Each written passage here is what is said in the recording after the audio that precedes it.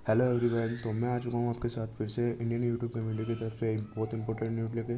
तो आइए आप सभी को बता। आज की जो न्यूज़ आ रही है वो हिंदुस्तानी भाऊ की तरफ से आ रही है। जैसे कि आप सभी लोगों को पता होगा कि पिछली बार बोर्ड एग्ज़ाम को कैंसिलेशन को लेकर भाऊ ने बहुत सी बातें बोली थी। उसी प्रकार वापस भाऊ ने बोर्ड एग्ज़ाम के रिलेटेड कुछ बातें बोली है लाइव आके। तो आइए हम उनको क्लिप दिखाते हैं आपको। सरकार तक ना ये वीडियो जितना हो सके शेयर करो।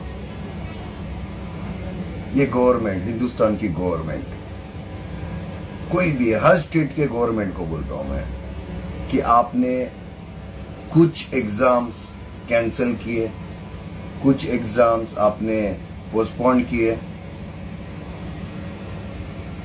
तो ये क्यों? स्टूडेंट्स तो एक ही है ना, हिंदुस्तान की है ना।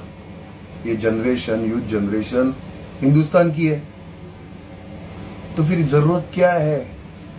अगर करना है तो सारे लोगों के, सारे बच्चों के जो एग्जाम्स है ये बंद करिए।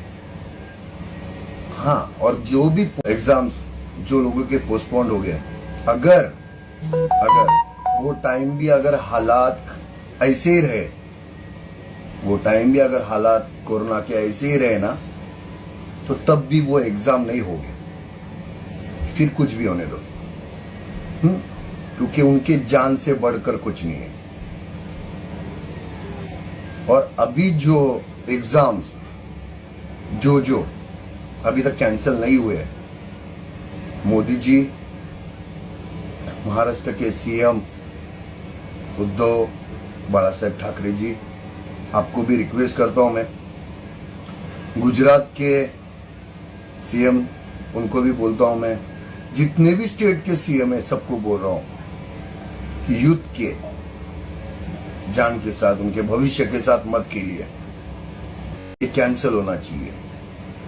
जितने भी एग्जाम सभी है वो कैंसिल करिए, क्योंकि धोखा सिर्फ वो। तो ये क्लिप देखने के बाद आप सभी को पता चल ही गया होगा कि भाऊ इस साल बोर्ड एग्ज़ाम को लेकर बहुत ही खिलाफ है।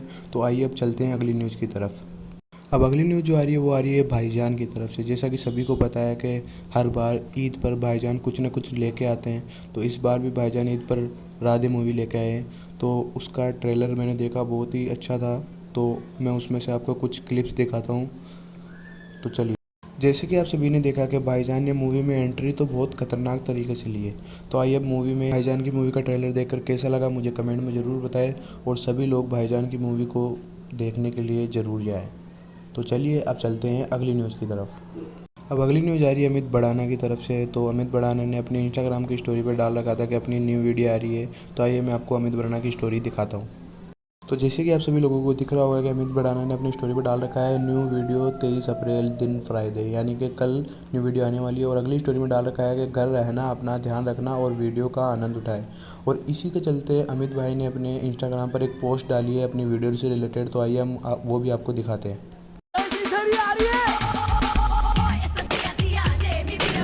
सैलरी बढ़ गई है।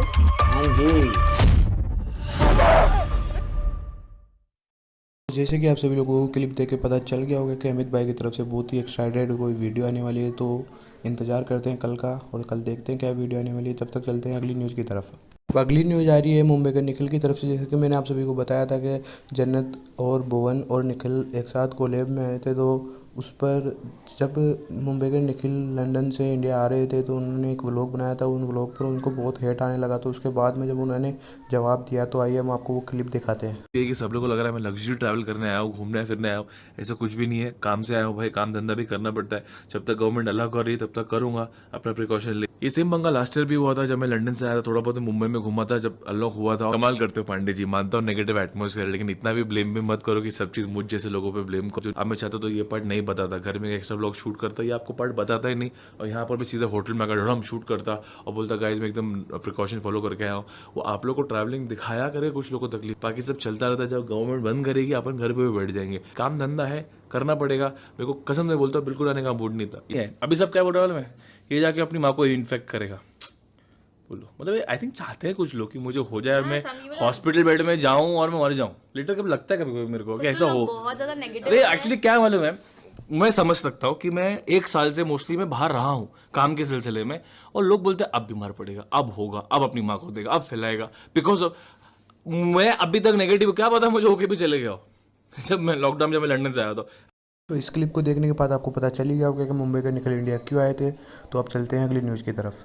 अगली न्यूज़ ये है कि यूट्यूब पर एक चैनल बना हुआ है इफ़ वर्सेस बट के नाम से, जिस पर मुस्लिम रिलीजन को बहुत ही गंदे तरीके से शो किया गया है। तो उस पर सभी लोगों ने बहुत ही नाराज़गी दिखाई है और सब लोग अपनी स्टोरी पर लगा लगा के बोल रहे हैं कि इस चैनल को रिपोर्ट करो। तो आइए हम आपको लोगों की स्टोरी वगैरह दिखाते हैं। जैसे कि आप सभी लोगों को दिख रहा होगा कि इस लोगों ने स्टोरी पर इसको चैनल को रिपोर्ट करने के लिए कहा है। इसके बाद में यूट्यूब ने इसके कंटेंट को इंडिया में बैन कर दिया है। तो आइए अब चलते हैं अगली न्यूज़ की तरफ।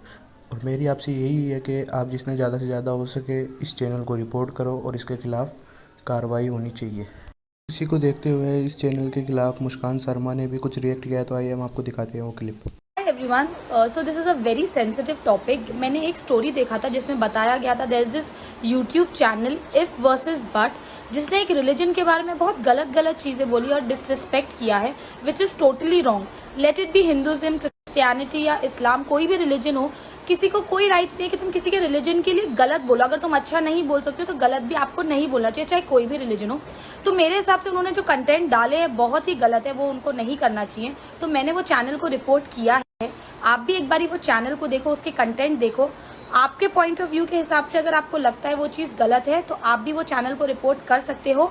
और कैसे रिपोर्ट करना है, तो आपको इस चीज़ को देखने के बाद पता चल गया होगा कि सभी लोग इस चैनल के खिलाफ़ है। तो ज़्यादा से ज़्यादा इस चैनल को रिपोर्ट कीजिए और इंडिया में ये चैनल बंद होना चाहिए। तो अब चलते हैं अगली न्यूज़ की तरफ। अब अगली न्यूज़ आ रही है भुवन बाम की तरफ से। तो इन्होंने कोविड की सिचुएशन पर चलते हुए इंस्टा पे पोस्ट किया। तो आइए हम आपको वो पोस्ट दिखाते हैं। तो घर पे हैं, ठीक है, बाहर निकल रहे हैं तो मास्क लगाइए। अब तो बोलने की ज़रूरत नहीं है, ये चीज़ करनी चाहिए, कॉमन सेंस होना चाहिए आप में। ये वीडियो स्पेशली एक गुजारिश है उन सभी इन्फ्लुएंसर्स के लिए।